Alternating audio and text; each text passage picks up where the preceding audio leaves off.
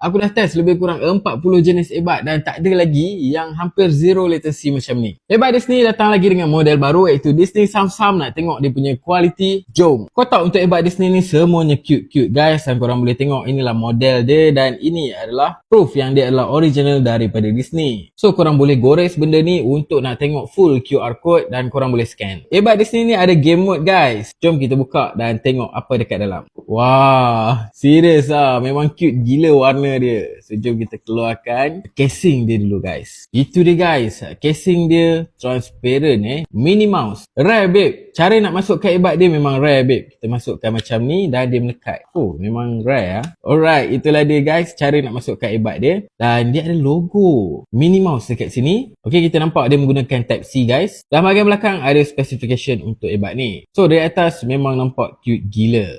Dia juga ada bagi dengan kabel Type-C dan satu user manual. Okay, earbud dia bahasa Inggeris dan dia memang tak jatuh melekat elok dengan kita punya telinga. Dan untuk bass dia memang sedap babe. And yes, earbud ni ada game mode yang mana kita tekan je 4 kali di earbud sebelah kanan, dia akan tukar kepada game mode ataupun music mode. Dan korang mesti tak percaya latency dia apabila aku check almost zero latency. Bapak ah. Okay guys, kalau korang berminat check out dekat beg kuning di bawah.